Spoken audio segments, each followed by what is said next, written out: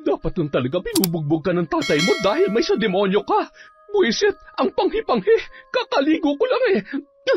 Kapag nakita kitang lumabas, sasabunutan talaga kitang maldita ka. Chismis pa more. Wala kayong alam sa pinagdadaanan ko pero kung makahusga kayo, akala nyo may alam kayo sa klase ng buhay na meron ako? Kung alam nyo lang, mga buisit. Huwag na huwag kang kagawa ng kahit anong ingay kung ayaw mong laslasin ko yung leeg mo. Tatay, maawa po kayo. Tama na. Sige, patayin nyo na lang ako. Patayin mo na ako para mawala na rin ang batang nasa sinapupunan ko. Ang batang bunga ng kademonyohan nyo. Taon 2006.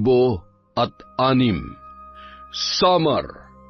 Bandang 5:00 ng umaga, habang nag-aagaw ang liwanag at dilim, maagang bumangon si Lola Lita at nag-init ng tubig.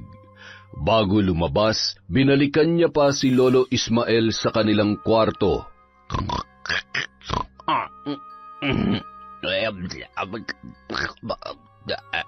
Abat, ano kayong napapanaginipan ng mokong na ito? Siguro'y nambababae ka sa panaginip mo, no? Aray! Gaan naman, ang aga-aga mo naman manakit. Bakit ka ba nanghahampas? Kung gusto mo pang tumabi sa akin ay halika, mahiga ka pa rito. Hindi yung magkasalubong na naman yung mga kilay mo na tig-3 piraso na lamang. Tigilan mo nga ako, Ismael. Kaya ayaw na ayaw kitang pinatatambay sa tindahan dahil malamang kung sino-sinong babae ang sinisipat mo. At pati sa panaginip mo ay pinagpapantasyahan mo pa. Ano ba sinasabi mo dyan? Hindi totoo yan. Ano ka ba naman, Lita? Kung kailan naman tayo tumanda ng ganito ay ngayon ka pa naging selosa. Ay, kahit marami maganda at sexy dyan ay... siguradong hindi naman sila papatol sa akin. Ay, ganon, ha? Asa na yung bulis tambo ko? Kaya pala hanggang panaginip ay pinagpapantasya mo na lang kung sino man babae ang sinipat-sipat mo. Bumangon ka ng lintik ka. Bumili ka ng tinapay at asukal at kaping-kape na ako. Ay! Ay, ito na nga, babangon na. Tutupin ko lang muna itong mga ito. Ay, inaantok pa ako. Ganda pa naman ng panaginip ko. Minsan lamang makakamay sa magandang dalagay na udlot pa. Aray, ang kati-kati na naman ng pet ko. Kaya ayaw ko nag-uulam na sardinas at mukhang magnanaknak na naman itong... Habang patuloy sa pagkamot, ay nakakunot noon namang naghihintay sa labas ng kwarto si Lola Lita at nakapamewang pa. Baka gusto mong bilisan dyan. Abay, ano pang kinakamot-kamot mo? Ilang buwan na kitang napapansin na panay ang kamot. Siguro ay hindi ka na naman nagpapalit ng brief mo kaya nangangati ka na. Ay, wala ito. May nakapasok lang na langgam. Akin na yung pambili. Huwag ka na masyadong maingay at natutulog pa si Bimbo. Puyat pa naman yun. Madaling araw na nung umuwi. Ay, ayan. Ayusin mo ang pagbili. 1/4 na asukal, tsaka tinapay. Samahan mo na rin ng konting bilis at makapagdating mo ay malamig na itong inilit kong tubig. Matapos yun, agad na kinuha ni Lola Lita ang walis tingting, lumabas sa bahay at sinundan ng tingin ang noon ay papalabas niyang asawa sa tarangkahan na si Lolo Ismael. Nagsimula na siyang magwalis sa harap ng kanilang bahay. Habang nagwawalis, mula sa di kalayuan, may naririnig siyang iyak na natitiyak niyang nagmumula sa kapitbahay nila na si Kaloy. Napatanaw pa siya sa kinaroroonan ng bahay noon. Mahigit 1 dekada na nang muling bumalik si Kaloy sa kanilang baryo kasama ang anak nito sa kanyang kinakasama. Siya na ang nagpalaki at nagpaaral sa bata. Kilala din yon bilang matapang at walang sinisino kahit sarili nitong kamag-anak. Kaya naman, kahit nagiging usap-usapan na ang tungkol sa pananakit niya sa sarili niyang anak, ay walang sino man ang nagtatangkang makialam. Sakto naman napatapat si Lolo Ismael sa bahay noon habang naririnig niya ang mga palo ni Kaloy at halos tumitili na sa pag-iyak ang anak niyang 13 taong gulang pa lamang. Dahan-dahan niyang inihakbang ang kanyang mga paa at pilit na pinakikinggan ang sinasabi ng lalaki sa anak nitong si Ella. Napakatigas ng ulo mo. Hanggat nandito ka sa poder ko, ako ang susundin mo.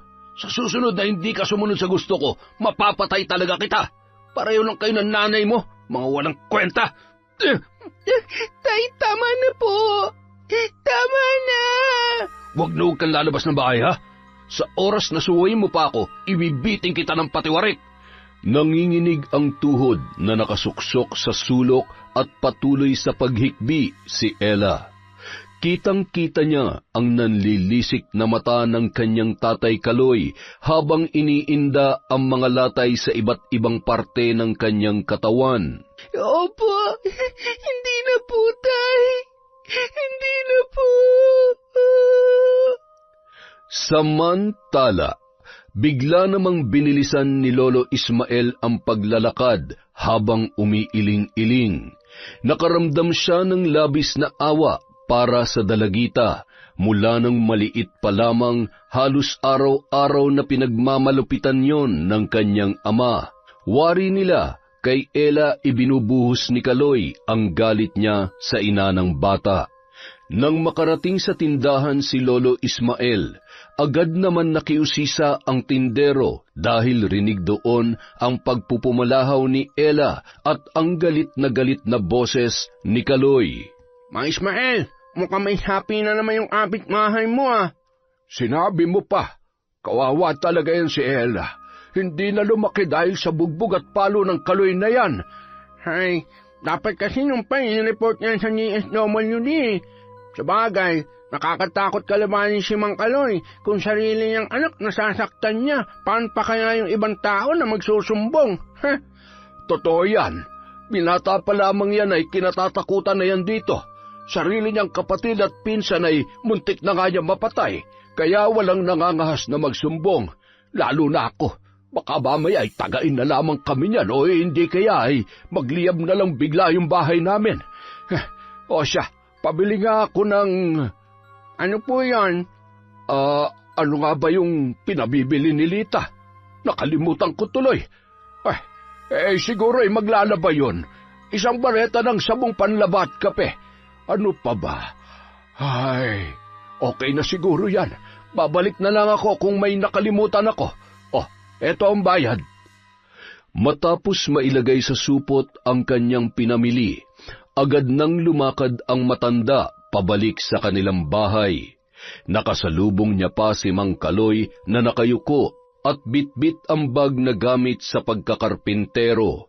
Nagkatitigan pa sila ni Lolo Ismael, sabay yumuko na lamang at nagpatay mali siya ang matanda. Pakinig niya ang kalabog ng kanyang dibdib nung mga oras na yon. Lagi rin kasing dala noon ang kanyang malaking kaluban. Kilalang matapang at walang inaatrasan si Kaloy. Lalong naging mas bantog yon maging sa mga karatig lugar nang minsang mapabalita na nakapatay ng aswang. Umuwi kasi yon kasama ang kanyang kinakasama na ipinagbubuntis pa lamang si Ella. Bagamat buntis ay natipuhan yon ng aswang na matagal na ring nambibiktima maging sa iba pang lugar. Mapangahas na pumasok yon sa bahay kaya naman napuruhan ni Kaloy gamit ang kanyang itak. Kinaumagahan, isang matandang babae na pinaghihinalaang aswang ang napabalitang patay dahil sa napakarami noong sugat. Para masigurong hindi na sila mababalikan ng mga kalahi noon, ay agad din nilisan ni Kaloy ang baryo kasama ang kanyang kinakasama.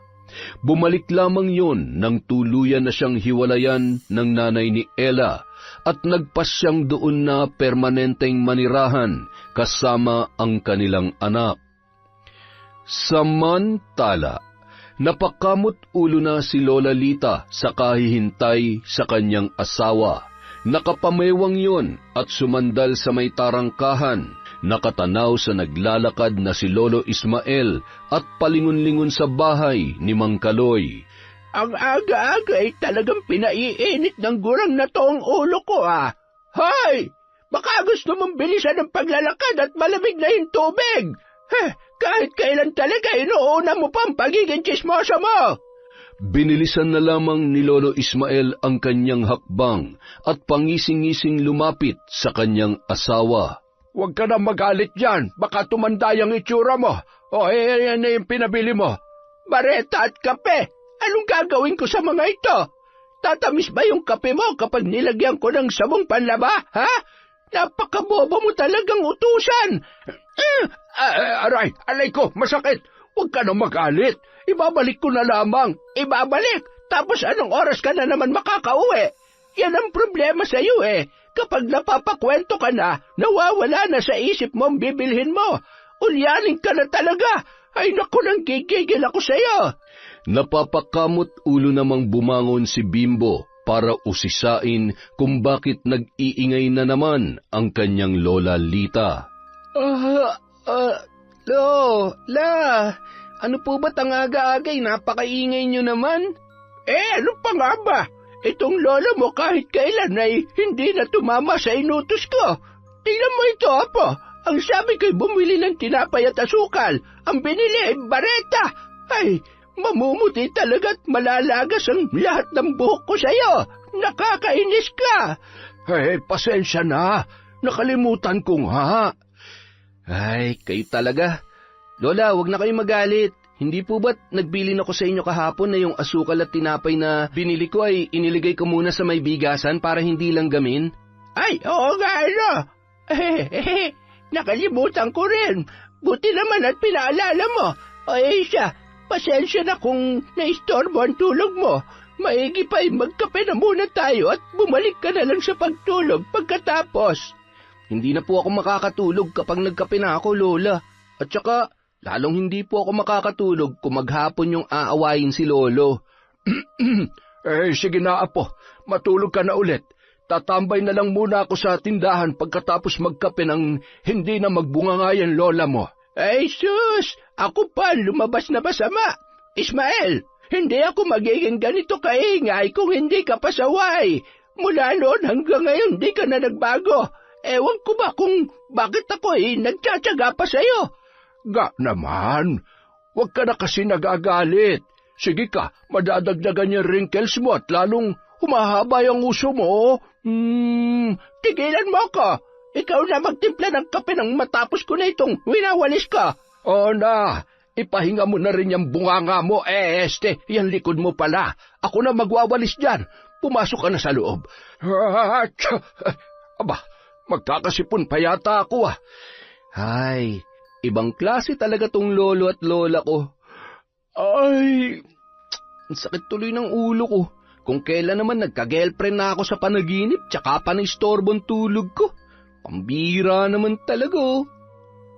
Nagtatrabaho sa isang karinderya sa bayan si Bimbo bilang kusinero. Yun kasi ang talentong ipinamana sa kanya ng kanyang yumaong ama at ina. May sariling restaurant ang mag-asawa, ngunit sa kasamaang palad, namatay yon dahil sa sunog kasama ng negosyong ipinundar nila sa Maynila. 15 taon pa lamang noon si Bimbo, ngunit hanggang sa kasalukuyan, hindi niya pa rin maiwasang malungkot kapag naaalala niya ang kanyang nanay at tatay. Sa kabilang banda, habang nagtatrabaho si Kaloy sa bahay na pinapaayos ng dalagang si Patricia, nakangiting pinagmamasdan siya noon. Napahanga ang babae sa magandang pagkakaayos ng kanyang kusina. Nagkakilala sila nang minsang pumasyal si Patricia sa bahay ng isa sa malapit na kaibigan ng kanyang ama. Si Mang Kaloy din kasi ang isa sa mga trabahante nang pinapagawa nila ang kanilang bahay. Maayos kasi yung magtrabaho, kaya kahit may kasungitan, maraming kumukuha sa kanya na karaniwan ay umaabot sa mga karatig baryo. Kung may kasamahan o katuwang sa pagtatrabaho, ay kalmadong ginagawa lamang niya ang nakatoka sa kanyang gawain at hindi gaanong nakikipagkwentuhan. Gusto niya kasing matapos agad ang kanyang ginagawa, lalo na't mag-isa lamang sa bahay si Ella.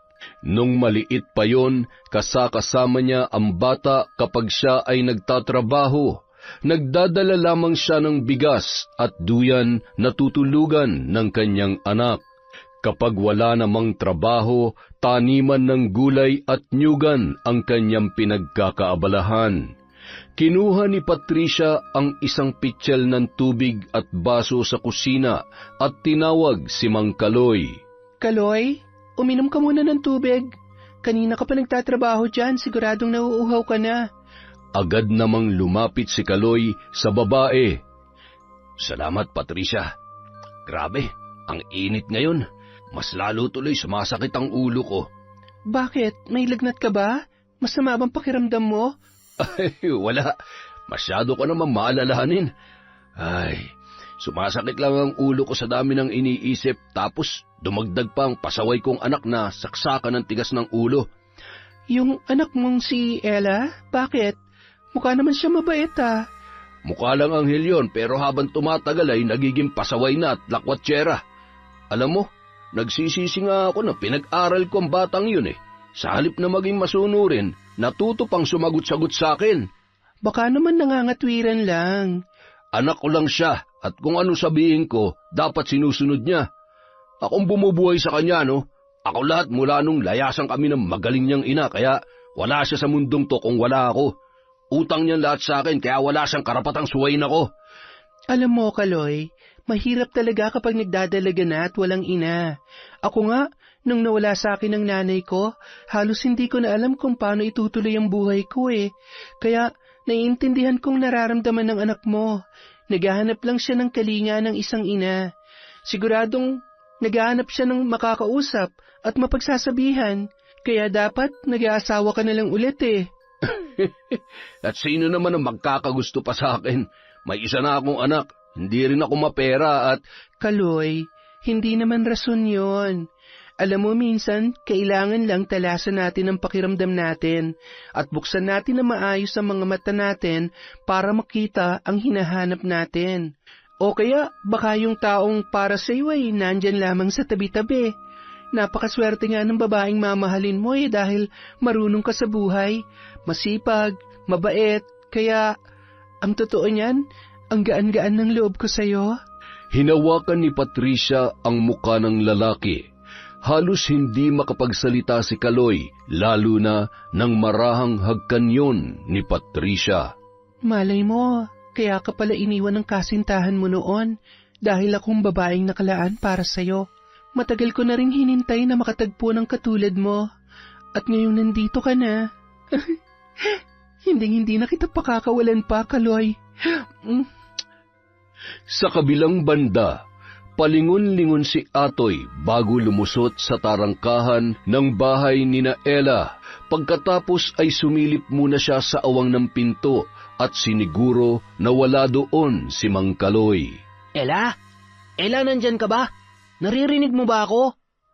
Nang marinig ni Ella ang boses ng kanyang kaibigan, agad siyang bumangon at dahan-dahan na naglakad papunta sa may pintuan. Atoy, anong ginagawa mo rito? Hindi ka rin pumasok? Recess naman, kaya tumakas muna ako. Doon ako dumaan sa may likod ng classroom natin. Nag-alala kasi ako sa iyo eh. Ano ba nangyari? Pinalo ka na naman ba ng tatay mo? Oo. Hindi naman nabago yon. Hindi ko alam kung kailan ulit ako makakapasok. Nagalit siya dahil ginabi ako ng uwi. Ayaw niya maniwala na gumawa lamang tayo ng project. Kaya ayun, mula kagabi hanggang kaninang umaga, pinalo-palo niya ako. Baka hindi na ako makapasok pa, Atoy. Huwag ka magkukwento sa mga kaklase natin, ha? Pati sa teacher natin. Nakakahiya. Baka pagtawanan nila ako. Huwag ka mag-alala. Wala naman akong ibang pagsasabihan. Ay, napakasama talaga ng ugali ng tatay mo. Huwag ka mag-alala. Kapag nakapagtapos na ako at gumanda ang buhay ko, itatakas kita dito at hindi na tayo magpapakita sa tatay mo. Hindi ka na niya masasaktan. Oh, ito nga pala, bumili ako ng suman. Sa'yo na lang yan, baka hindi ka pa kumakain. Inilusot yun ni Atoy sa maliit na awang para maibigay sa kanyang kaibigan na si Ella. Alis na ako ha, huwag ka mag-alala. Kung hindi ka pa makakapasok bukas, babalikan ulit kita. Huwag ka nang umiyak at sundin mo na lang muna ang tatay mo para hindi ka na niya masaktan. Kahit anong sabihin niya, huwag mo na lang sagutin, ha? Maawa ka dyan sa katawan mo. Puro ka na lang pasa at latay. Ay. O sige na, babay na, Ella. Kainin mo na agad yung suman at uminom ka na maraming tubig. Salamat, Atoy. Umalis ka na at baka mapagalitan ka pa ng teacher natin. Agad nang lumusot si Atoy sa bakod at tumakbo papunta sa kanilang eskwelahan. 2 babae naman noon ang napadaan at nakakita sa binatilyo. Ayun! Kaya naman pala nabubugbog ng ama dahil may taglay na kalandian. Siguro kung ano-anong milagrong ginagawa ng mga yan. Oo nga, kay babata pa ay masyado na mapupusok. Hay, Sus Mariosep! Nakasilip naman sa may bintana si Ella habang kumakain ng suman at pinagmamasdan ang 2 babae. Bahagya niyang naririnig ang pagbubulong-bulungan ng mga yon. Mga tsismoso talaga. Wala na kayong ginawa kundi gumawa ng kwento at makialam sa buhay ng iba. Teka. Ngumisi ang dalagita at nag-isip ng paraan kung paano mapapalapit ang 2 babae na walang tigil pa rin sa pagkukwentuhan. Ang sakit! Tulong! Tulungan niyo po ako! Nagtinginan ang 2 babae at lumusot sa awang kung saan dumaan si Atoy at lumapit sa may bintana kung saan nagmumula ang boses ni Ella. Kinuha ng dalaginding ang arenola na ginagamit nila sa gabi dahil nasa labas ng bahay ang kanilang CR. Binuksan niya yon at tinitigan sabay na pangiwi sa panghi ng laman noon. Habang tinatawag ng 2 babae ang kanyang pangalan at pilit na sinisilip siya sa bintana, ay ibinuhos niya ang ihi sa 2. Halos masuka at nagsisigaw ang mga yon sa labas habang nagpipigil naman ng tawa si Ella na nasa loob ng kanilang bahay. Dapat lang talagang pinubugbog ka ng tatay mo dahil may sa demonyo ka. Buisit ang panghi-panghi. Kakaligo ko lang eh. Ay, kapag nakita kitang lumabas, sasabunutan kitang maldita ka. Chismis pa more. Wala kayong alam sa pinagdadaanan ko pero kayo patong kung husgahan ako.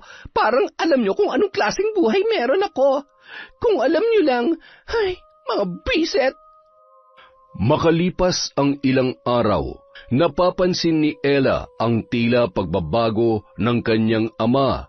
Pinayagan siya nung pumasok at binigyan pa siya ng baon.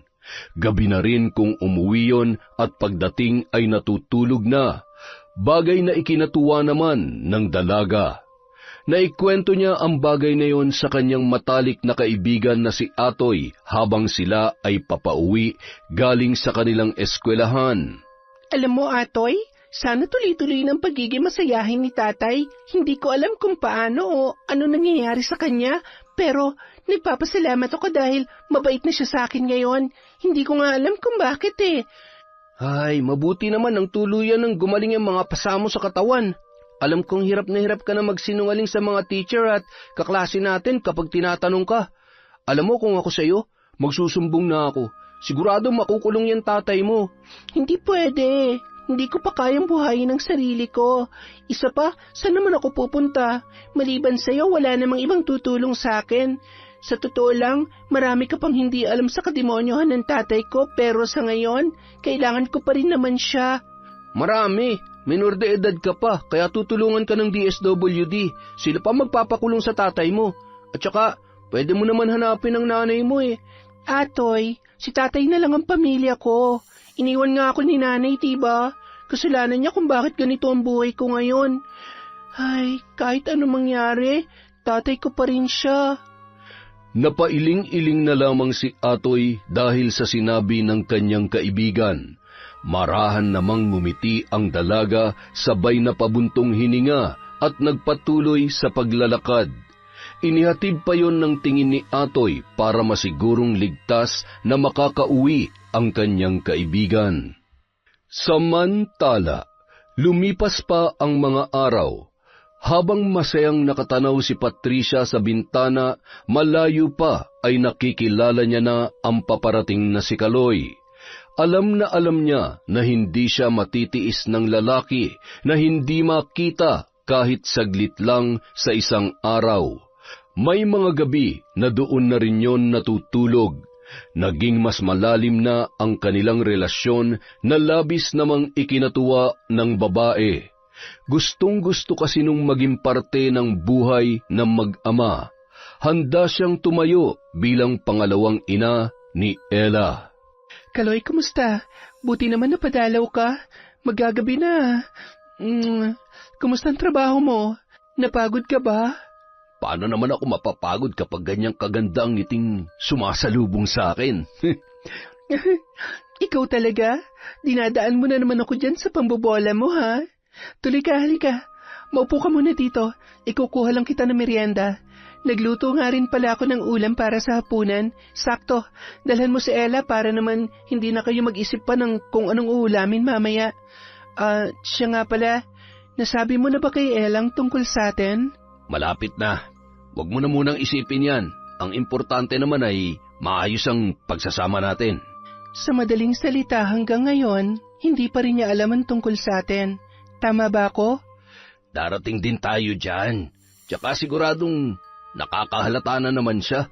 Madalas gabing-gabi na akong umuwi. Tapos may pasalubong pa akong pagkain na padala mo. Yun na nga eh. Nakakahalata naman na pala eh. Bakit hindi mo pa rin masabi? Teka, baka naman ayaw mo lang sabihin sa kanya kasi hanggang ngayon umaasa ka pa rin na magkakabalikan pa kayo ng nanay ng anak mo. Patricia naman, ayan ka na naman eh. Masyado mo namang pinapairal yung pagiging selosa mo. Ano bang gusto mong maramdaman ko? Pakiramdam ko, ikinakahiya mo ko eh.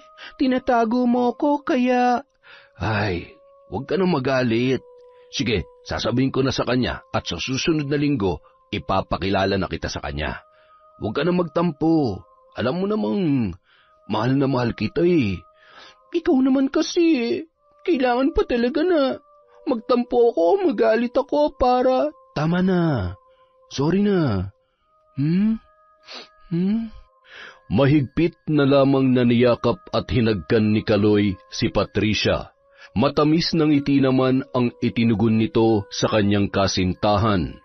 Mababakas sa muka ng babae ang kakaibang saya na hindi niya maipaliwanag. Hindi na siya makapaghintay sa kanilang pagkikita ni Ella. Nang gabi ring yun, papauwi na si Kaloy nang mapadaan sa bahay ng isa sa mga kasamahan niya sa pagkakarpintero. Nagkakasiyahan ang mga yun kasama ang iba pa nilang katrabaho habang nag-iinuman. Isang 4 kantos at may pulutan na inihaw na isda.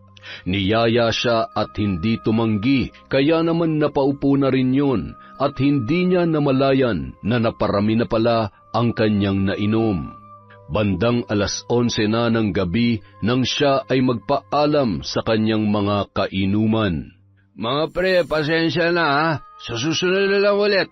Walang kasama yung anak ko sa bahay at baka hindi pa nag-aapunan yun. Masyado ka naman nagmamadali pare. Maaga pa. May isang bote pa tayo rito. Ay, kung sa bagay, mukhang sanay na sanay ka naman na minabadali mo ang lahat. Si Patricia nga, nakuha mo agad eh. Bigla na lamang nagpanting ang tenga noon at kinuwelyuhan ang isa sa kanyang mga kainuman. Piliin mong tatarantaduhin mo ha. Hindi mo ako kilala. Sa susunod, kung ganyan pa rin kabastos ang bunganga mo, ni isa, wala sa ngipin mo matitira. Ultimo yung bulok na bagang mo. Kinuha ang kanyang bitbit at inayos ang kaluban ng kanyang itak. Dinuro-duro pa ang noon ay halos maihinang kainuman. Mainit ang ulo na umuwi at nagsasalita pa yon habang naglalakad. Nang makarating sa bahay, sa may tarangkahan pa lamang ay tinatawag na ang pangalan ng kanyang anak. Suot ni Ella ang bestidang pantulog, nanginginig ang tuhod at kamay na binuksan ang kanilang pinto. Tay, bakit ho kayo? Lasing po kayo? Hindi ako lasing. O yan, kumain ka. Kumain ka ng marami, ha?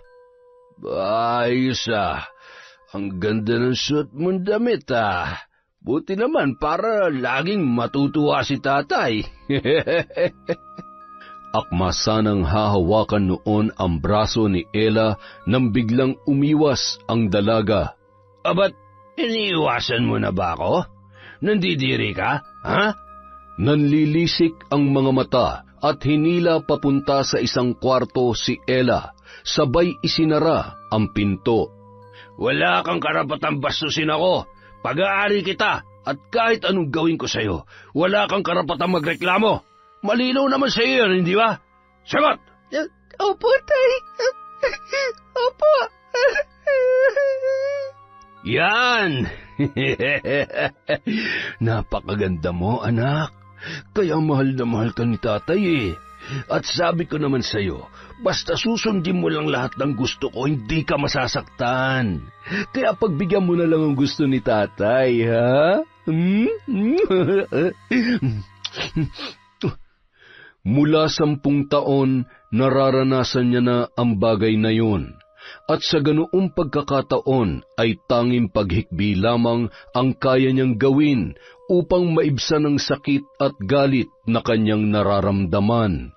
Kapag nanlalaban siya, ay samot-saring palo, sampal at hampas ng sinturon ang kanyang natatamo.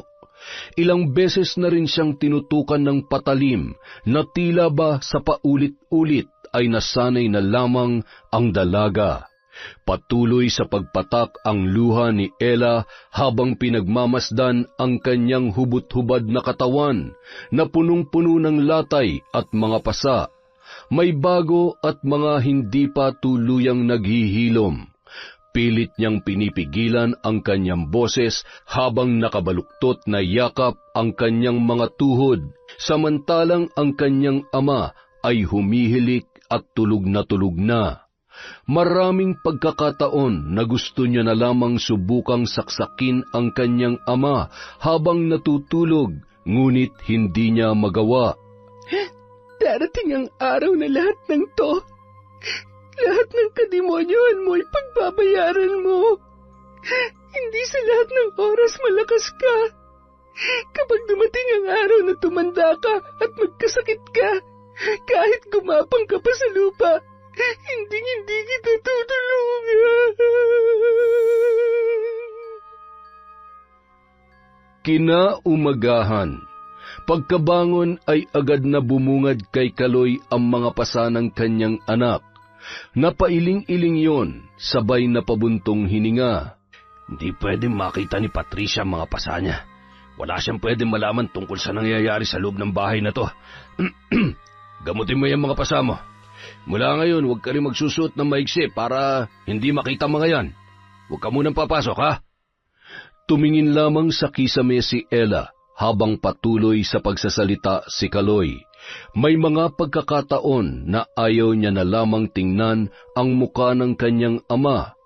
Lumabas ng kwarto at dali-daling naligo ang lalaki. Bago umalis, bumili muna yon ng ulam para sa kanyang anak. Bumangon ka na dyan. Mag-almusal ka na at asikasuhin mo na yung sarili mo. Hindi ka muna pwedeng lumabas ng bahay at tumigil ka na sa pakikipagkaibigan sa atoy na yon kung ayaw mong pugutan ko siya ng ulo. Katulad ng nakagawian, kinandado ni Kaloy ang pinto at tarangkahan. Walang ganang bumangon at tumungo si Ella sa lababo. Paulit-ulit yung naghilamos habang sa inaalala lahat ng pinagdaanan niya sa kanyang sariling ama. Hindi niya namalayan na napahagulhol na lamang siya at sinasakal na ang kanyang sarili hanggang sa nahirapan na yung huminga.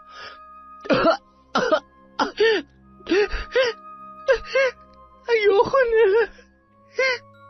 Pagod na ako sa impyernong bahay na to. Samantala, habang nagkakape ang mag-asawang sina Lola Lita at Ismael, pati na rin ang apo nilang si Bimbo, may kung anong tinatanaw si Lolo Ismael habang hawak ng kanyang kanang kamay ang tasa at ang kaliwang kamay ay kinakamot ang kanyang puwet.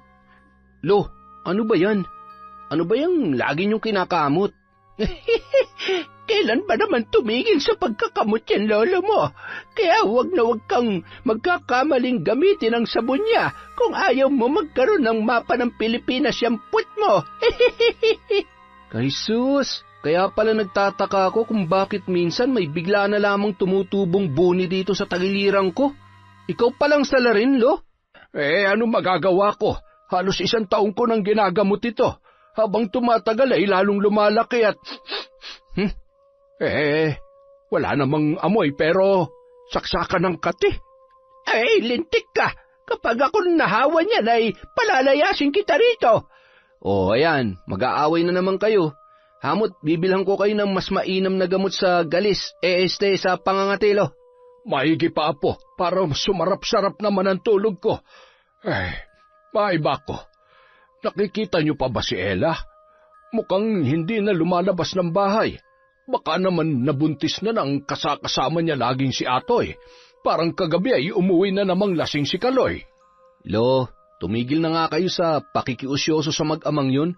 Maigi nang nag-iingat. Alam niyo naman. Hayaan mo siya. At kapag yan ay nahuli ni Kaloy na nakikipaghuntahan dun sa tindahan, mapuputulan ka talaga ng dila, Ismael. Sinasabi ko sa iyo, kung kailan ka pa tumanda ay doon ka pa naging tsismoso. Buti sana kung tama yung sinasabi mo mali-mali naman. Kaya talagang hindi na ako magtataka kung mabubugbog ka dahil sa katabilan ng dila mo. Kung sakali man na hindi na kaya ni Ella ang pananakit sa kanya, siguradong siya na mismong gagawa ng paraan para takasan ng tatay niya, o di kaya ay magreklamo. May isip naman na siya. Nakakaawa nga kung iisipin, pero hindi rin naman natin alam kung anong buong kwento. Malay mo may kasalanan din siya kaya siya napag-iinitan ng ama niya, o sadya talagang may saltik lamang yung si Kaloy. Hay! Ang nakakatakot, kung may iba pang kalokohang ginagawa yang si Kaloy kay Ella. Nako, kawawa yung bata kapag nagkataon. Lagi pa naman siyang lasing. Abat, talaga namang hihirit ka pa. Ismael, sinasabi ko sa iyo kung gusto mo pang mabuhay ng matagal, itiko mo yung bibig mo. Baka makita ka na lang namin na nakahandusay dyan sa daan. Wag naman sana. Ako nga'y di na halos tumatambay. Lumalabas na lamang ako kapag bumibili ng kape at ano nga ba yon? Sabon panlaba. Sabon panlaba ka na naman. Bibili lamang ng kape, inaabot naman ng siyam-siyam. Mas marami pa yung kwento, mali-mali pa ang binibili. Napakamot ulo na lamang si Bimbo at pasimpleng iniwan ang lolo at lolo niya na noon ay nagbabangayan pa rin. Maya-maya pa lumabas muli ang binata at ipinakita sa dalawang matanda ang larawan ng mga patay na manok na pinasa sa kanya ng kanyang kaibigan sa Karatig Barangay. Grabe, napakarami naman. Imposible naman na kagagawan ng tao yan. Laman loob lang ang pinuntirya. Nako, baka may aswang na naman na pag-alagalat ng bibiktima ng mga hayop dito.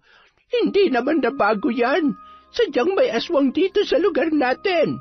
Mabuti nga at hayop lamang ang binibiktima. Nung kapanahunan namin ay halos gabi-gabing nambibiktima ng mga buntis ang mga yan. Pati na rin yung mga may sakit. Nung ipinagbubuntis ko ang tatay mo noon, kung ano-anong pangontra ang ginagamit namin, may taboy lamang ang mga aswang na umaali-aligid hanggang sa may panganak ko siya. Kaya ikaw, mag-iingat ka. Madalas ka pa namang umuwi ng alanganing oras.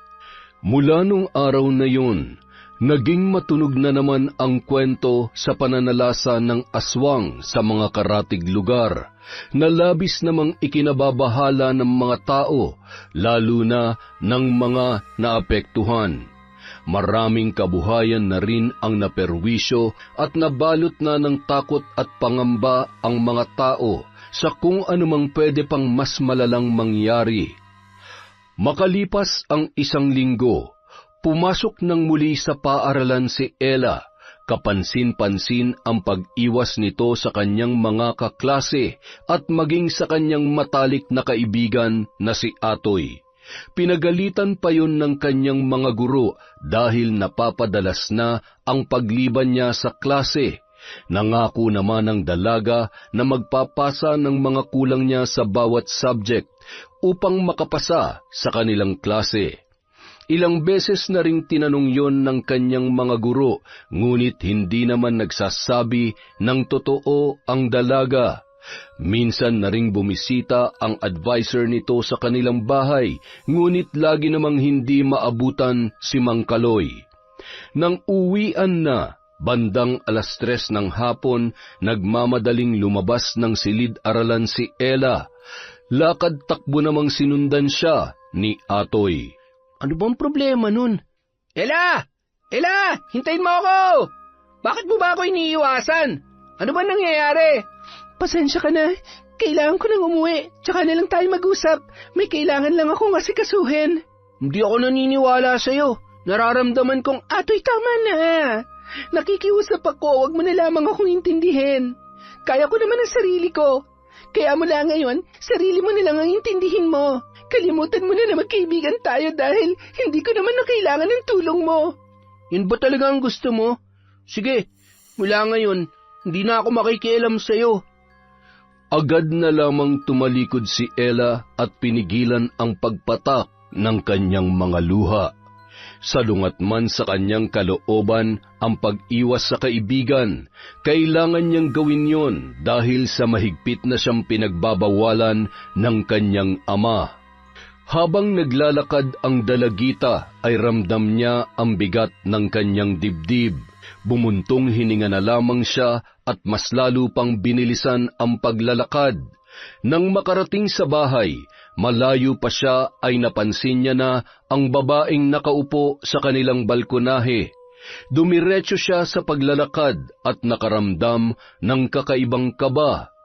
Inisip niya na maaaring yun ang kanyang ina. Nang makalapit na, ay agad siyang nagmano at mahigpit niya yung niyakap. Kayo po bang nanay ko? Kukunin niyo na po ba ako? Anong ibig mong sabihin, Iha? Magsasalita pa sana ang babae nang biglang lumabas si Kaloy mula sa loob ng kanilang bahay. Nandito ka na pala, Ella. Iginiya pa noon ang kanang kamay sa kanyang anak para magmano. Kawaan ka ng Diyos. Siya nga pala, nagmano ka na ba sa Tita Patricia mo? Nako, wag na, hindi naman na kailangan. Hi, Ella. Ako nga palang kasintahan ng tatay mo. Sana'y magkasundo tayo dahil isa sa mga araw na ito, dito na rin ako titira. Alam mo, napakaganda mo palang bata.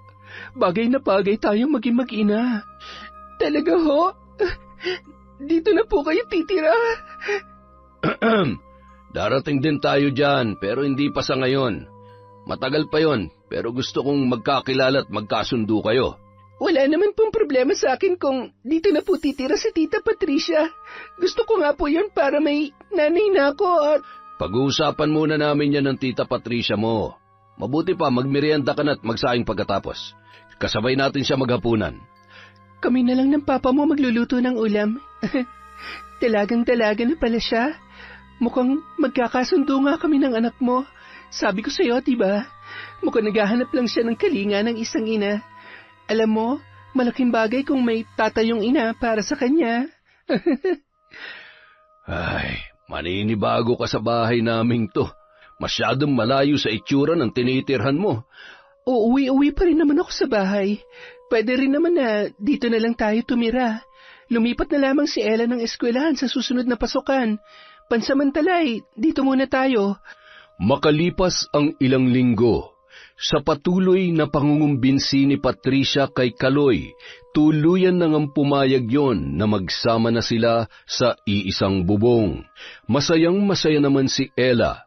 Pakiramdam niya nagkaroon siya ng kalayaan mula sa pang-aabuso ng kanyang ama sa halos ilang araw pa lamang na paninirahan noon sa kanilang bahay. Isang araw, habang nasa trabaho si Kaloy at nag-aasikaso naman sa kusina si Patricia, napansin niya na hirap kumilos ang dalaga at nagsusuka. Habang nagbibihis si Ella ay biglang pumasok si Patricia sa kwarto ng dalaga. Kitang-kita niya ang mga lumang pasa sa katawan nito. Ella, ano nangyari sa mga yan? Wala po. Sadyang hindi lang po ako maingat kaya lagi akong nagkakapasa. Sandali lang po Buntis siya. Hindi ako maaari magkamali. Habang sumusuka sa lababo, marahang pinagmamasdan ni Patricia ang katawan ng dalaga at pinakikiramdaman yon. Kung masama ang pakiramdam mo, huwag mo na lamang pilitin ang sarili mong pumasok. Okay lang po ako, tita. Kaya ko naman po. Sigurado ka ba? Namumutla ka, kaya hindi na po kasi ako pwedeng lumiban sa klase. Dahil baka po kasi... wala po. Sige po, tita. Aalis na po ako. Sige. Mag-iingat ka. Nang makaalis si Ella, sinundan pa rin yon ng tingin ni Patricia. Tumingin siya sa kawalan, sabay matamis na ngumiti at napailing-iling. Bandang 4:00 ng hapon, pagdating ni Ella galing sa paaralan, nagpaalam si Patricia na uuwi muna sa kanyang bahay dahil may importante siyang aasikasuhin. Tita, huwag na po kayong umuwi. Dito na lamang po kayo, o kaya naman po, isama niyo na lang po ako. Pero nandito naman ang tatay Kaloy mo. Siguradong pauwi na rin yon. Teka, may problema ba? Alam mo, ilang beses ko na rin napapansin na parang naiilang ka at takot ka sa tatay mo. Mayroon ka bang gustong sabihin sa akin? Bigla namang napahawak sa ulo at naduwal si Ella nung mga sandaling yon. Muntik na sanang matumba ang dalaga, ngunit agad naman siyang nasalo ng kanyang tita Patricia. Diyos ko namang bata ka, ano ba talaga nangyayari? Magsabi ka nga ng totoo, buntis ka ba? Hindi ko po alam pero mahigit 1 buwan na po akong hindi dinadatnan. Posible ngang buntis ka, kung sakali man. Sino ang tatay ng batang yan? Meron ka bang boyfriend? Tita, si tatay po. Si tatay po ang may gawa nito sa akin. Tita, tulungan niyo po ako. Nakikiusap ako. Natatakot po ako. Baka kung ano pong gawin niya sa akin kapag nalaman niya na sinabi ko sa inyo ang totoo. Paulit-ulit po akong pinagsamantalahan ni tatay at sinasaktan. Ay, Diyos ko! Bakit hinayaan mo pang umabot sa ganito? Tana, huwag ka mag-alala. Gagawa ko ng paraan para matakasan mo ang kahayupan ng tatay mo. Hindi ko akalain na kaya niyang gawin to sa sarili niyang anak. Mula ngayon, hindi ka na niya masasaktan pa. Hindi kita iiwan. Habang nag-uusap ang dalawa, ay natanawan nila ang noon ay paparating na si Kaloy. Sige na, pumasok ka na sa kwarto mo. Magbihis ka na. Magpahinga ka muna at sasabihin ko na lamang sa kanya na hindi pwedeng malaman ng tatay mo na nagdadalang tao ka. Ako nang bahala. Sige na. Nagmadaling pumasok sa kanyang kwarto si Ella at sinalubong naman ni Patricia si Mang Kaloy. Kumusta, mahal? Nandiyan na ba si Ella? Nasa kwarto niya. Medyo masama ang pakiramdam kaya pinagpahinga ko muna. Huwag mo na siyang alalahanin. Ako nang bahala sa anak mo. Baka napagod lang sa eskwela. Akala ko uuwi ka muna sa bahay mo ngayon. Gusto mo bang ihatid kita? Hindi na. Sa susunod na lang. Huwag mong alalahanin si Ella kung may importante kang dapat asikasuhin doon. Wala nga. Ano ka ba naman? Wala nang mas importante pa sa'yo at kay Ella. Sige na, magpalit ka na ng damit. Inihanda ko na dun sa kwarto natin. Magluluto lang muna ako para sa hapunan. Napakaswerte ko naman talaga sa mahal ko, oo. Mas maswerte ako sa'yo. Ikaw na masipag at bukod tangi sa lahat ng lalaking nakilala ko. Matapos hagkan ay mahigpit niya pang niyakap si Kaloy at ngumisi yun. Mula noon hanggang ngayon, demonyo ka pa rin. Wala kang puso. Ngayon dapat lang napagbayarin na kita sa kasalanan mo. Panahon na para putulin ang sungay mo nang hindi mo namamalayan. Masayang-masaya naman si Kaloy nung mga oras na yun. Sa unang pagkakataon, naramdaman niyang sapat siya at totoong mahal siya ng isang babae. Ngunit lingid sa kanyang kaalaman na si Patricia ang nag-iisang anak ng matandang babaeng aswang na kanyang pinatay. Karaniwang aswang na may kakayahang mag-anyong hayop katulad ng aso at pusa. Si Ella naman hindi na lumabas nung gabing yon sa kanyang kwarto. Dinalhan na lamang siya ng pagkain ni Patricia. Pagsapit ng hating gabi, habang nakahiga si Patricia ay pasimple niyang sinisilip mula sa kanilang bintana ang maliwanag na buwan. Sabay nilingon si Kaloy na noon ay nababatid niyang gising na gising pa rin. Ano kaya nangyayari kay Ella? Namimiss ko na siya. Hindi ko maintindihan ang sarili ko. Bakit kahit anong gawin ko katawan pa rin niya ang hinahanap-hanap ko? Ay... Niyakap siya ni Patricia, sabay nagkunwaring tulog na tulog.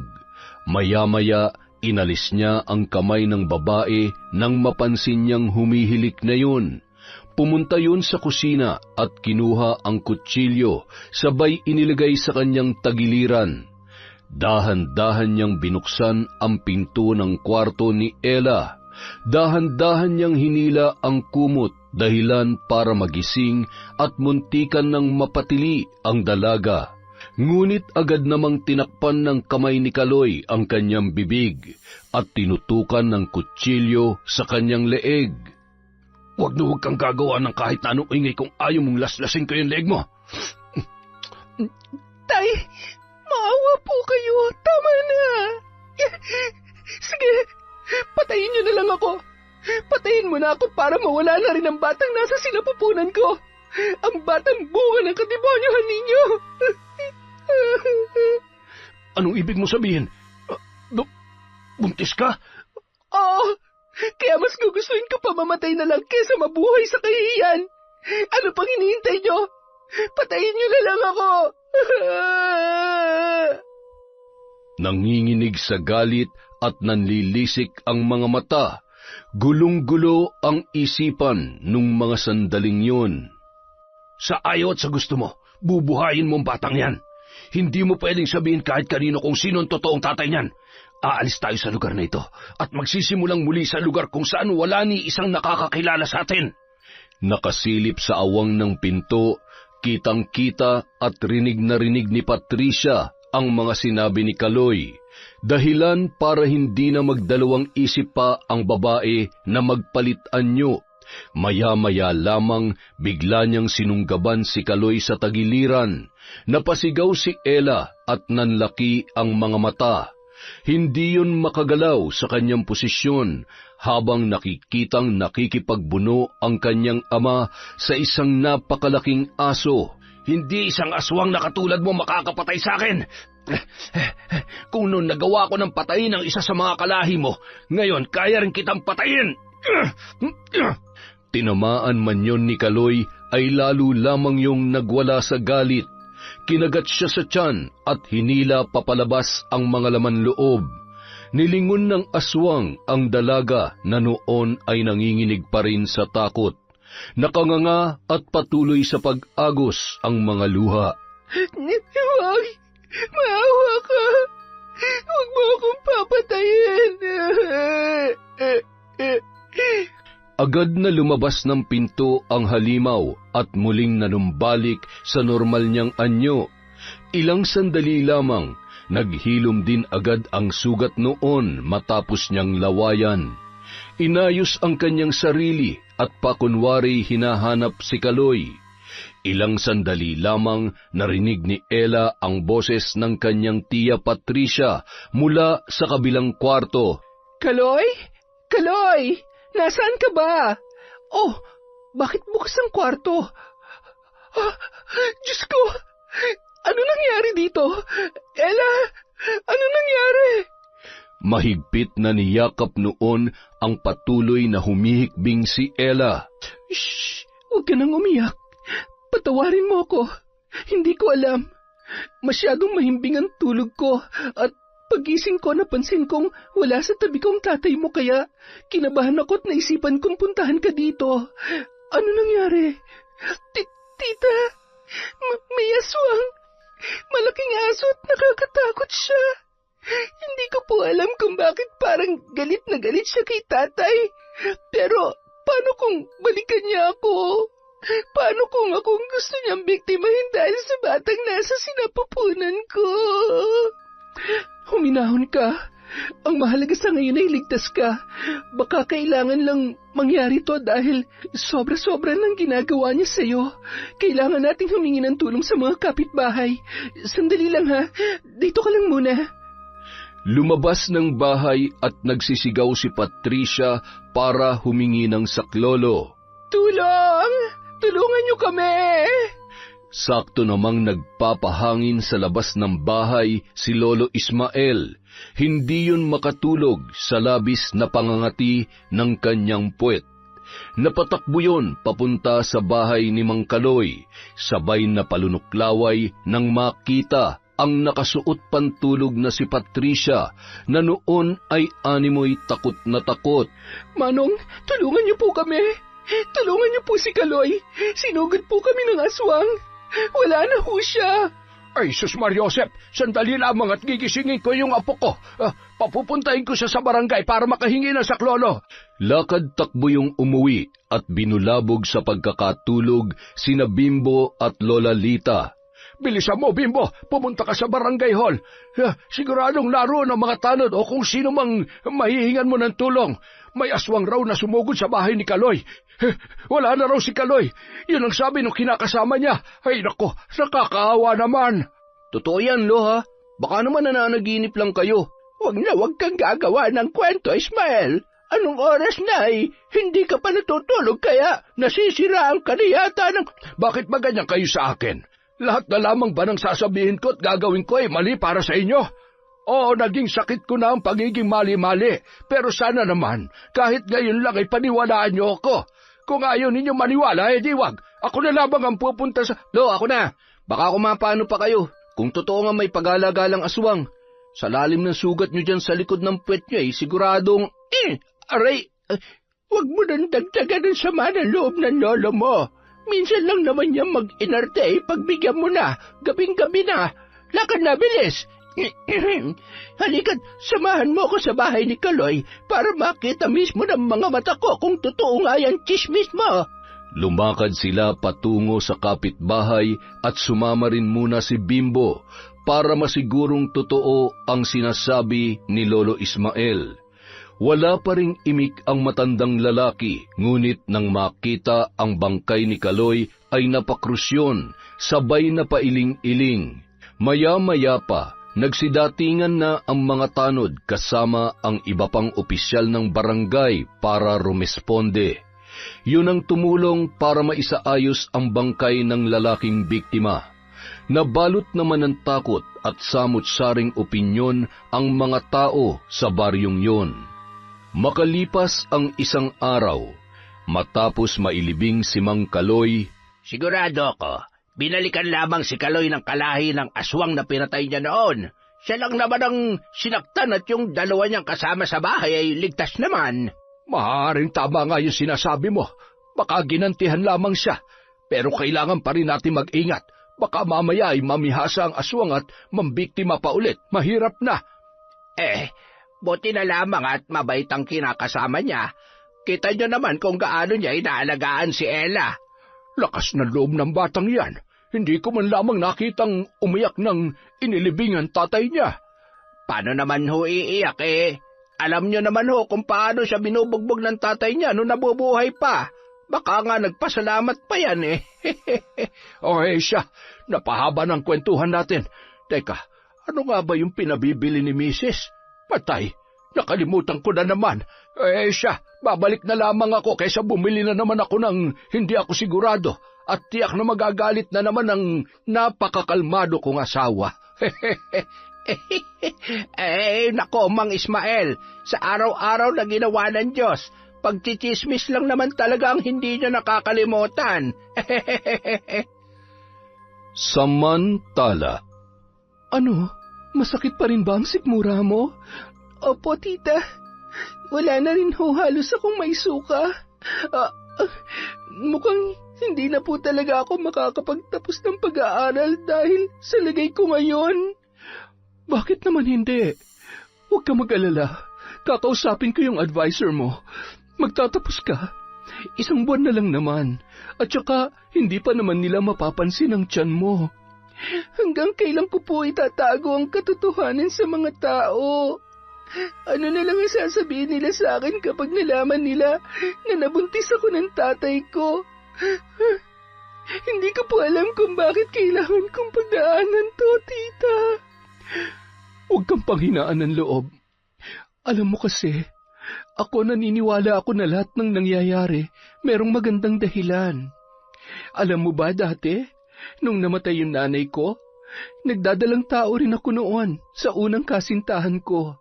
Tinalikuran niya ako kaya wala akong ibang pagkukuhaan kundi si nanay lang. Kaya lang iniwan niya pa rin ako. Wala akong mapuntahan. Nagpatalo ako sa lungkot at galit dahil doon nawala rin yung batang nasa sinapupunan ko. Yun ang pinakamasakit na parte ng buhay ko, Ella. Kaya ikaw, alam ko marami pang magagandang bagay na mangyayari sa'yo. May kapalit ang lahat ng sakit at hirap na pinagdadaanan natin. Inihahanda lang tayo ng pagkakataon para sa mas magagandang bagay.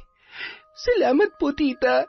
Salamat po dahil kahit hindi niyo naman talaga ako kaano-ano, itinuturing niyo akong tunay na anak. Alam niyo, iniisip ko po minsan, mahal din kaya ako ng nanay ko. Hinahanap niya rin kaya ako. Siguradong mahal na mahal ka niya. Maaaring may malalim siyang dahilan kung bakit mas pinili niyang sarili niya nung araw na iniwan ka niya sa tatay mo. Huwag mo na lamang problemahin ang mga bagay na wala ka ngayon.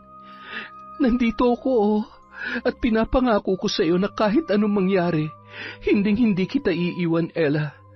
Mula ngayon, ako na ang nanay mo. Salamat po. Pwede ko po ba kayong tawaging nanay? Oo naman. Nanay, alam mo ba, matagal ko nang pinapangarap yan. Ikaw rin ang tumupad sa pangarap kong maging isang ina. Hindi man kita totoong anak pero sa puso ko, anak kita at nanay mo ko. Mahigpit na nagyakapan sina Patricia at Ella. Nagpatuloy pa yon sa pagkukwentuhan hanggang sa nauwi sa tawanan ang kanilang seryosong usapan. Makalipas ang 1 buwan, ilan sa mga tao sa baryong yon ay nakahalata na rin sa pagdadalang tao ni Ella. Samut-saring panghusga ang natanggap niya, ngunit sa pagkakataong yun ay handa na siyang harapin ang kahit na ano pang marinig at sabihin ng ibang tao sa kanya. Hindi nagkulang sa suporta at pagpapalakas ng loob ang kanyang kinikilalang ina na si Patricia. Isang gabi, bandang 12:00 na noon, pauwi si Bimbo mula sa kanyang trabaho. Isang malaking asong kulay itim ang nakita niyang sumuot sa bakod ng bahay ni Ella. Sinundan niya yon ng tingin at laking gulat niya nang makita ang pagpapalit anyo noon bilang isang normal na tao. Kumaripas siya ng takbo at halos masira ang kanilang pinto sa lakas ng kanyang pagkakakalampag. Lolo! Lola! Buksan niyo to!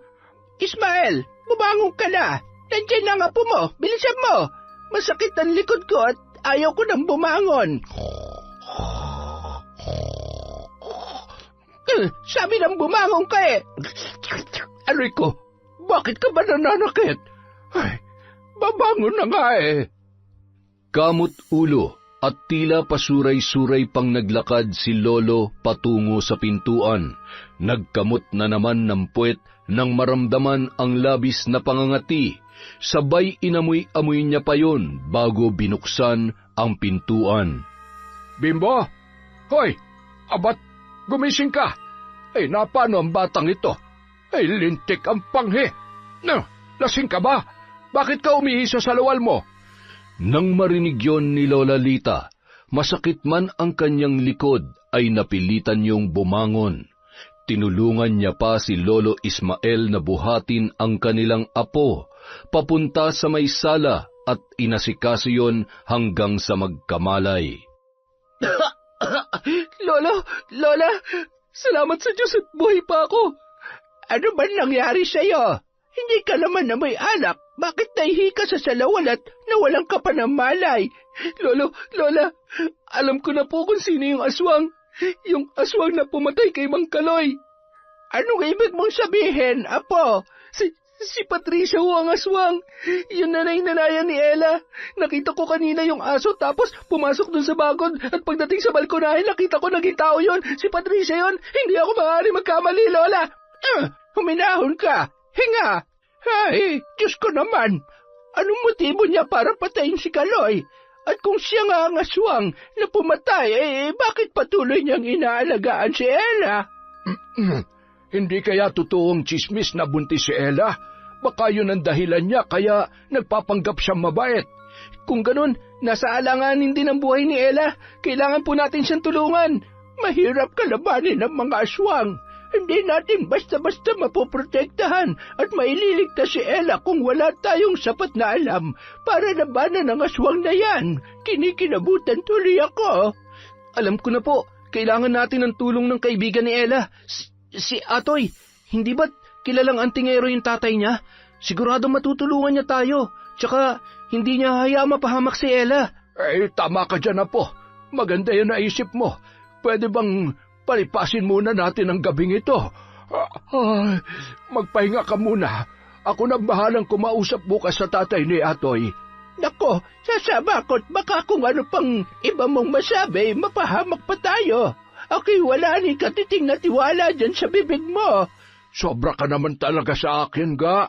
Masyado na ako nasasaktan dyan sa mga sinasabi mo, ha? Aray, ang kati talaga nitong visit na to, ha? Ala, sige, kamot pa. Huwag kang hahawak sa akin, ha? Pag ako nahawa niyang buni mo, palalayasin kita o di kay ipapakain kita sa aswang. Kinabukasan, umaga pa lang, usap-usapan na ng mga tao sa baryo ang aswang dahil sa mga manok na natagpuan sa iba't ibang bakuran. Nanatili namang tikom ang bibig ni na Lolo Ismael at Lola Lita. Pinuntahan nila ang bahay nila Atoy. Nadatnan naman nila na nagpapanday ang ama nito. Yun kasi ang pinagkakaabalahan noon maliban sa pagiging antingero. Magandang araw po. Ano pong ginagawa niyo dito? Nandito kami dahil alam na namin kung sino ang aswang at... Ako na, Ismael. Maupo ka na lang muna. Ay, di ikaw na. Dapat pala hindi na lamang ako sumama dito eh. Nagagalit ka? Sabi ko naman, di ba ako na? Huwag na ho kayong magbangayan. Sabihin niyo na lamang po sa akin ang sadya ninyo para matulungan ko kayo. Hindi po ba't kayo yung kapitbahay ni na Ella? Oo, kami nga. Kumusta na po kaya siya? Ha? Ay, wala ka bang balita sa kaibigan mo? Nagkikita naman po kami sa school pero hindi na po kami nag-uusap katulad nung dati. Hindi ko po alam kung anong dahilan niya pero umaasa po ako na magkakaayos pa rin kami. Marami rin po akong gustong itanong sa kanya lalo na po't alam kong may malaki siyang pinagdadaanan ngayon kahit wala na si Mang Kaloy. Ay, Isa pa yan sa inaalala ko kaya hindi ko maatim na may mangyari pang mas masama sa kanya. Hindi na ata kakayanin ng konsensya ko yon. Ano pong ibig niyong sabihin? Yung apo naming si Bimbo, nakita niya kagabi. Nakita niya yung nanay-nanayan ni Ella. Sigurado siya kung paano nagpalit anyo yon. Ang inaalala namin ay si Ella, baka kasi kung anong binabalak ng Patricia niya yun sa kanya. Tanging pangontra may bibigay ko sa inyo at armas na pwede niyong gamitin para labanan yung aswang na tinutukoy ninyo. Alam niyo kasi, mula nung mapahamak ang asawa ko dahil sa minsang pakikipaglaban ko sa mga nilalang na yan, sobrang nagsisi na ako. Hindi ko nakakayanin pa na maulilang lubos itong si Atoy. Tay, kailangan ni Ella ang tulong natin. Baka siya naman ang isunod ng aswang na yon. Hindi rin tayo pwede magpadalos-dalos. Paano kung wala naman talaga masamang intensyon yun sa kanya? Ang dapat muna nating gawin, mabigyan muna natin ng babala si Ella at ikaw makakagawa nun. Bigyan mo rin siya ng pangontra para masigurong ligtas siya at hindi siya masasaktan ng nanay-nanayan niya. Kayo naman ho, bilang proteksyon at kung sakaling magkagipitan, magagamit niyo ho itong punyal na ito. Isa ho ito sa mainam na panlaban sa aswang. Binibigay ko ito sa inyo para protektahan ang sarili nyo, hindi para ipagyabang o di kaya'y basta-basta na lamang gamitin ng walang sapat na dahilan o para lamang pumatay ng inosente. Nagpasalamat naman ang mag-asawang matanda sa tulong na ibinigay ni Arman at agad na ring umuwi ang mga yon. Hindi naman mapakali si Atoy, kaya naman naglakas loob siyang puntahan si Ella.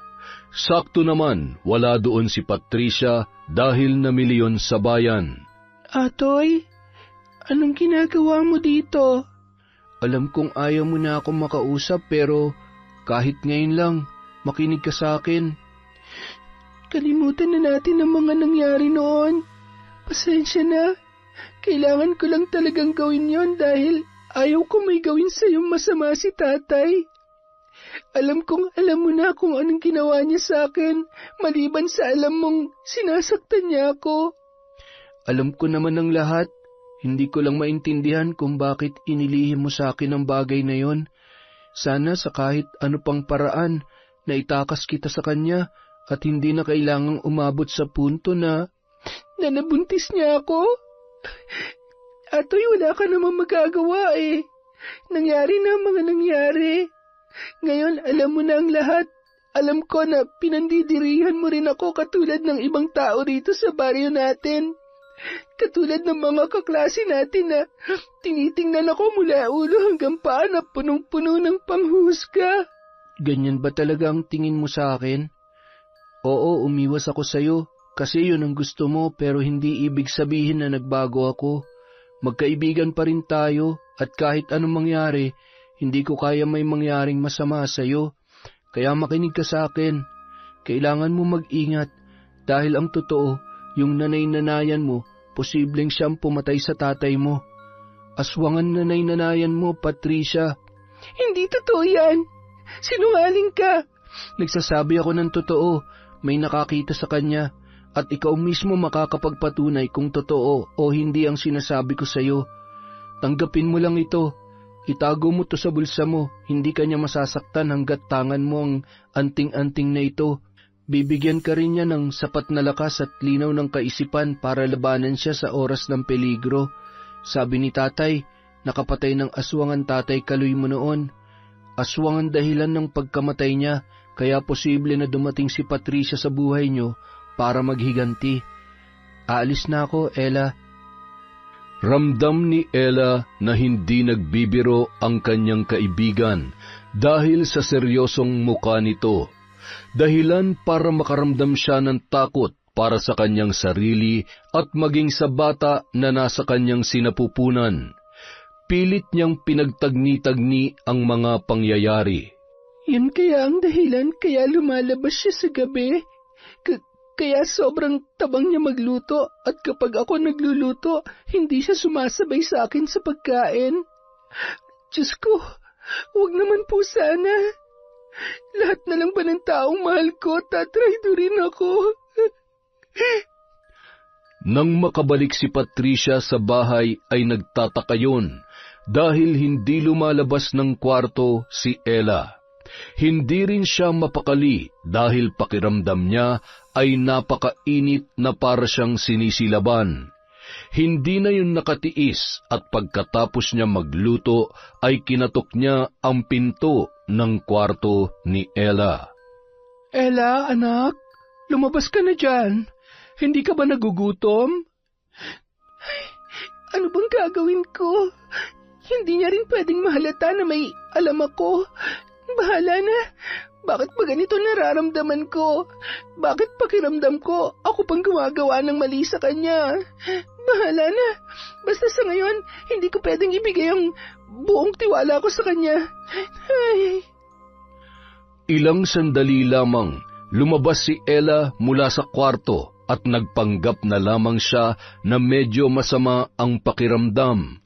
Hinawakan siya ni Patricia at nagulat yon nang tila ba bigla siyang napaso. Okay lang po ba kayo, Nay? Oo, anak. Okay lamang ako. Sige na, kumain ka na. Maliligo lamang ako at masyadong maalinsangan ang panahon.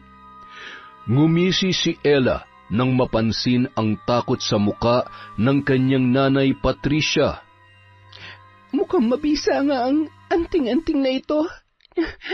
Huwag ka mag-alala, anak. Kung hindi ako nagawang protektahan ng sarili kong magulang, kahit buhay ko ay tatayo ako para sa'yo, masiguro ko lamang na hindi ka mapapahamak.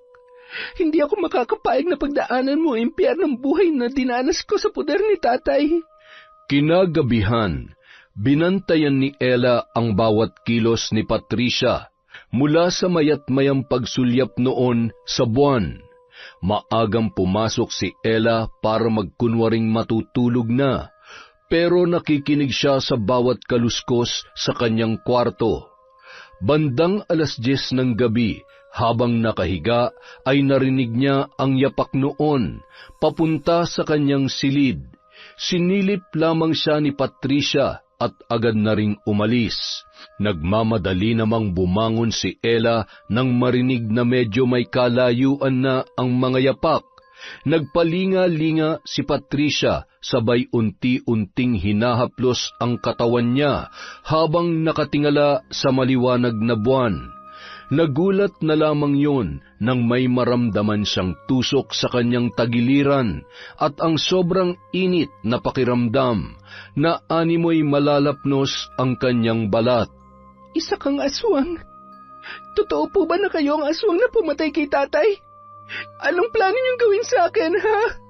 Papatayin niyo rin po ba ako? Bitawan mo ako. Pakiusap. Sasabihin ko ng totoo. Ella, anak, patawarin mo ko kung hindi ko masabi sa iyo yun. Ayokong matakot ka sa akin.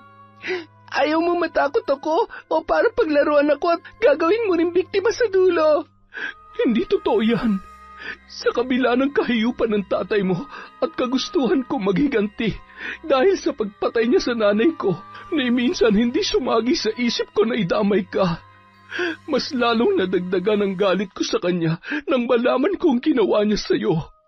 Yun na nagtulak sa akin para patayin siya. Niligtas lang kita ng gabing yon sa kademonyohan ng tatay mo. Hindi ako masama. Oo, aswang ako. Pero hayop lamang ang kinakain ko. Hindi ko hinihingi maniwala ka sa akin, pero kung talagang sa tingin mo masama ako, sige, itarak mo ang kutsilyong yan sa katawan ko. Patayin mo ko. Minahal ko na kayo bilang tunay kong ina. Gulong-gulo na po ako. Hindi ko na po alam kung sinong dapat kong pagkatiwalaan. Anak, maaaring hindi tayo magkadugo. At oo, aswang nga ako. Buntis ka kaya isa kang malaking tukso para sa akin. Magkaiba man ang dugo na nananalaytay sa ating katawan, pero sa puso, anak kita. Napahagulhol na lamang ang dalawa at mahigpit na nagyakapan. Patutunayan ko sa iyo na wala akong masamang intensyon. Gagawin kong lahat para maging karapat-dapat na maging ina para sa iyo. Pipilitin kong makabalik sa normal. Hindi naman ako magiging aswang kung hindi ko tinanggap ang batong isinalin sa akin ni nanay bago siya binawian ng buhay. Dahil sa galit ko sa tatay mo at sa kagustuhan kong makapaghiganti, tinanggap ko yon. Ngayon, wala nang dahilan pa para manatili akong halimaw. Hindi ko rin naman gustong makaparwisyo pero kailangan kong uminom ng dugo at kumain ng laman loob ng hayop. Sige na, pumasok ka na sa kwarto mo at isara mo na maayos ang pinto. Kitang-kita ni Ella ang tuluyang pagpapalit anyo ng kanyang nanay Patricia at dahan-dahan yung tumakbo papalayo. Napahawak siya sa kanyang tiyan nang makaramdam ng kaunting paghilab dahil sa labis na takot. Sinunod niya na lamang ang bilin ng aswang. Nung mga sandaling yun, batid niya na nagsasabi ng totoo ang kanyang nanay Patricia. At sa kabila ng malinaw na katotohanan, nasisiguro niyang ligtas siya at ang batang nasa kanyang sinapupunan. Kinaumagahan, pinuntahan ni Ella si Atoy sa bahay nito. Totoo lahat ng sinabi mo sa akin tungkol sa pagkatao ni Nanay Patricia, pero hindi siya masama katulad ng iniisip mo. Hindi niya ako sasaktan. Paanong hindi? Nagawa niyang patayin yung tatay mo. Hindi ba? Di pa ba sapat na dahilan yon para niligtas niya lang ako sa kapahamakan ng gabing yon? Kung hindi dahil sa kanya, hanggang ngayon hindi pa rin natatapos ang kalbaryo ko sa paulit-ulit na panggagahasa sa akin ni tatay. Kung talagang mabuti siyang tao at naniniwala ka mabait siya, anong pinunta mo rito? Tulungan natin siya makabalik sa normal. Gusto niya pa maging normal katulad natin. Alam ko na matutulungan tayo ng tatay mo, di ba? Meron naman paraan, di ba? Habang nag-uusap ang dalawa, ay bigla namang lumabas ng bahay si Arman, na noon ay nakikinig sa kanilang usapan. Posible naman ang bagay na yan, basta bukal sa kalooban niya na maging normal ulit, at tatalikdan niya ang pagiging aswang. Meron akong kakilala na maaari natin puntahan. Mamayang gabi, kailangan mong makumbinse ang nanay Patricia mo na pumunta dito. Mas ligtas kung dito isasagawa ang ritual, malayo sa mga tao. Ay, sana'y hindi na makarating pa sa ibang taon tungkol sa kanya, dahil pag nagkataon, hindi lahat ng tao maniniwalang mabuti siya. Ang aswang ay mananatiling halimaw para sa karamihan. Sana'y hindi madulas si Mang Ismael sa mga nakakausap niya sa sentro. Nung araw ding yun, bago sumapit ang dilim, magkasama sina Ella at ang kanyang nanay Patricia na pinuntahan ang bahay nina Atoy. Nadatnan nila doon ang isang albularyo na magiging katuwang ni Arman sa pagsasagawa ng ritual. Ilang sandali pa, matagumpay nilang naibalik sa normal si Patricia, ngunit kailangang manatili yun doon sa loob ng 3 araw. Dahil sa labis na panghihina ng kanyang katawan. Samantala, kinabukasan, hindi makabangon si Mang Ismael dahil sa inaapoy siya ng lagnat.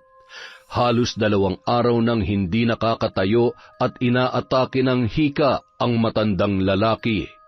Bimbo, tingnan mo nga ang lagay ng lola mo sa kwarto. Isang araw lang na hindi ko pinayagan na lumabas at tumambay ay nilalagnat na. Sakit niya na talaga yata yan. Kapag hindi makapagchismis ay sumasama ang pakiramdam. Agad namang pumasok sa kwarto si Bimbo at kinumusta ang kanyang lolo. Lolo, kaya pa ba? Bumangon na kayo at nako, mapag-iiwanan na kayo sa balita.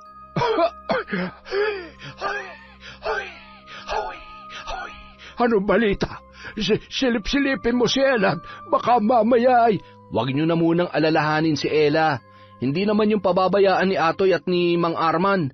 Basta kahit anong mangyari, wala kayong pagsasabihan ng kung anumang nalaman natin, ha? Ang totoo, wala na tayong dapat ikatakot dahil hawak na ni Mang Arman si Patricia. Nabawi na nila yun mula sa pagiging aswang. Aba, salamat naman sa Diyos. Makakatulog na ulit tayo na mahimbing sa gabi.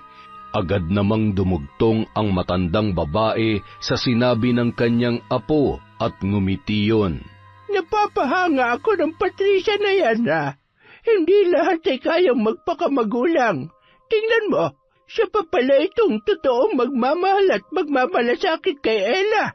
Hindi man siya swerte sa totoo niyang mga magulang. Ipinaranas naman yun sa kanya ni Patricia na walang hinihinging kapalit. Makalipas ang ilang taon, nakatira na si Ella at ang anak nito sa bahay ni Patricia. Mas malaki at mas maaliwalas yun.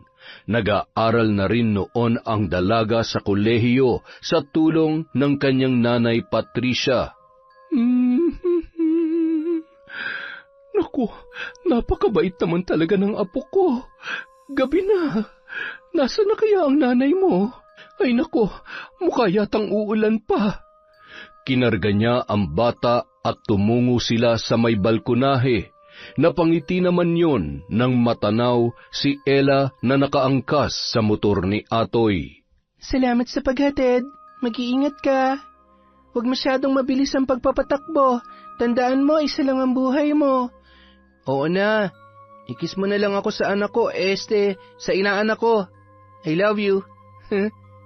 Sira ka talaga. Sige na, baka abutan ka pa ng ulan.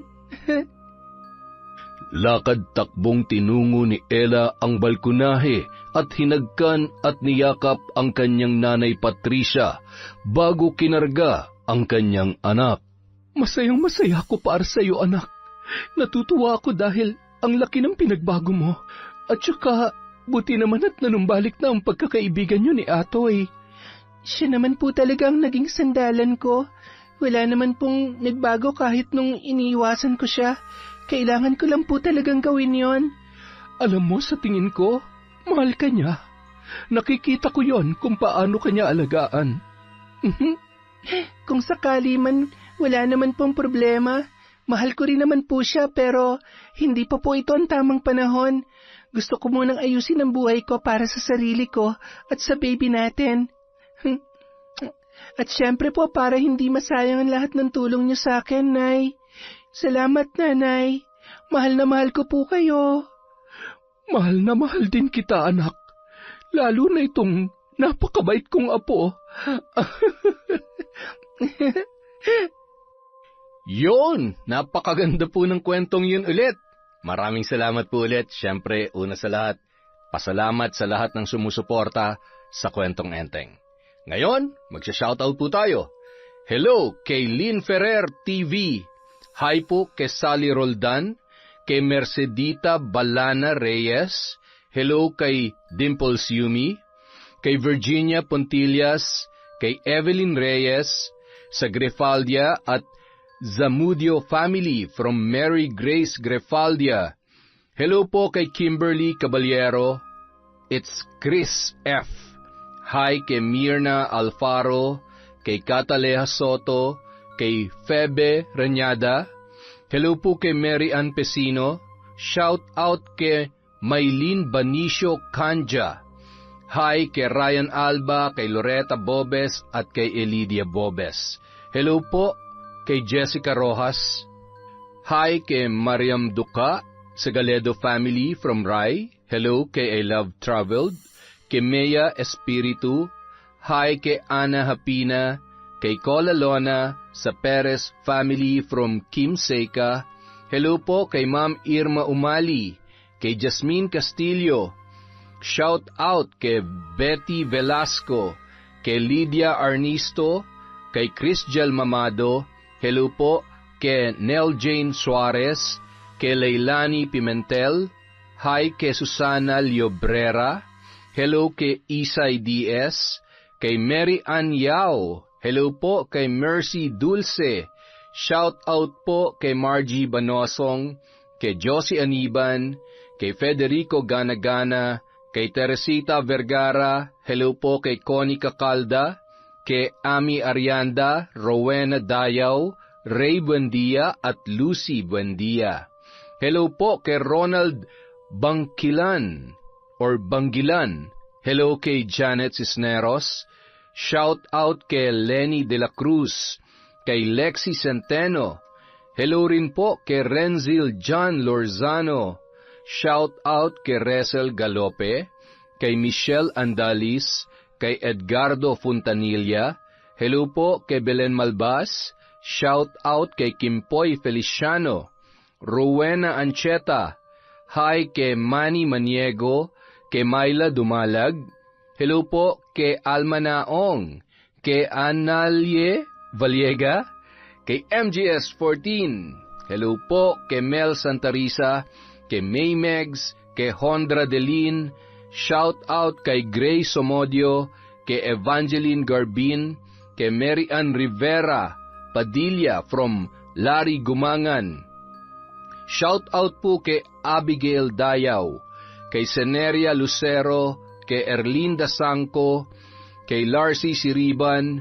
Shout out kay Josephine de los Trinos, kay Don Guarino, kay Milba Oflas, kay Hiroshi. Hello po kay Cheryl Rebecca, kay Marilyn Nava, kay Carlita Nocerale, kay Mary Worth Artista, kay Minerva Caranog. Shout out kay Luis Mechdas Vlogs, kay Reyna Glenn Panayas from Glenda, Panayas. Hello po kay Nida Moreno. Shout out kay Princess Kayla Martinez, kay Jessie Chancha, kay Chester Jumawan, kay Jasmine Ali, Jocelyn Granada, Reka Jukoy, kay Mr. Ray, kay Michelle, kay Hannah Maylin Sesgundo, kay Alfreda Alano.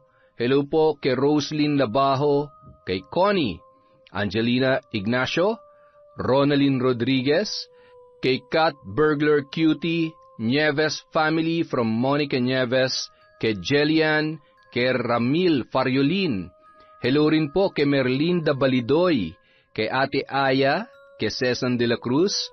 Hi kay Fe Pamatong, kay Tita Serrano, kay Dins Rodriguez. Hello po kay Ledeline Saligan, kay Pamela Allen.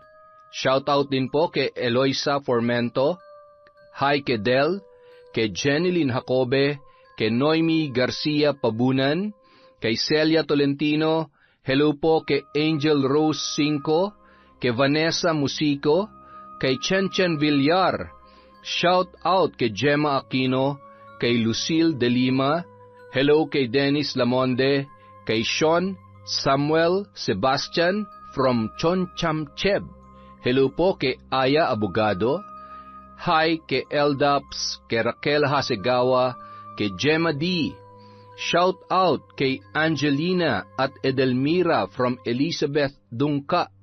Hi po kay Cristal Albania, sa Camo family from Joaquin Camo, kay Nest from Japan, kay Agripina Balza. Hello po kay Lani Gervasio. Hello rin po kay Marenila Cervantes. Shout out kay Perlita Estalane, kay Judith Peñaflor, at kay Joel Marasigan.